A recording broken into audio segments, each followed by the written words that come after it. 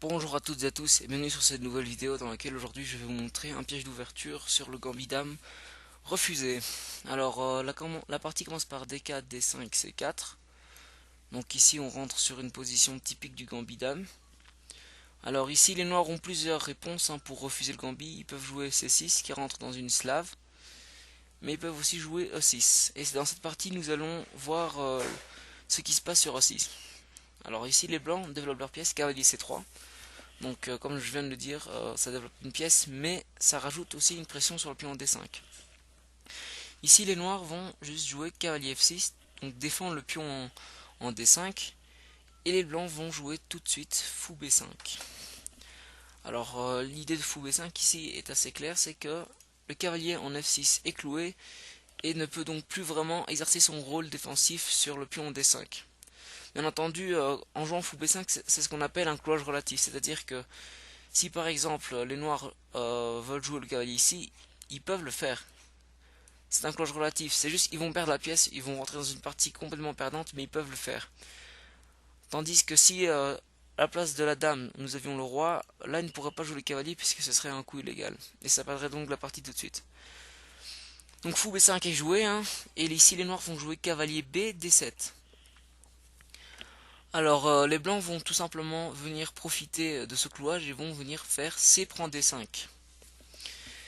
Ici, les noirs vont tout simplement récupérer du pion E.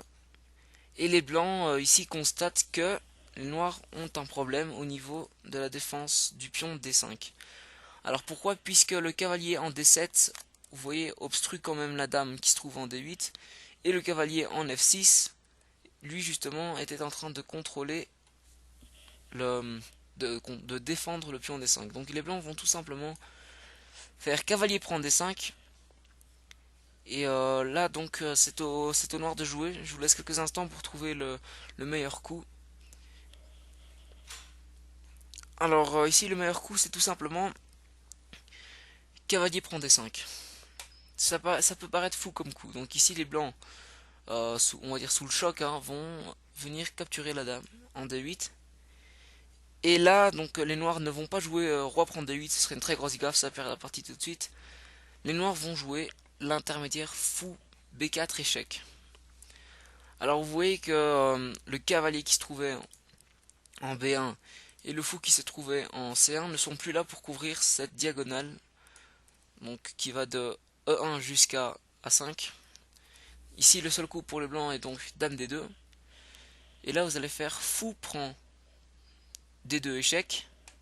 Donc encore une fois, roi D1 ne sert strictement à rien, donc vous le voyez très bien. Donc roi prend, enfin roi D1 pardon, donc ne sert à rien, donc il faut faire roi prend D2.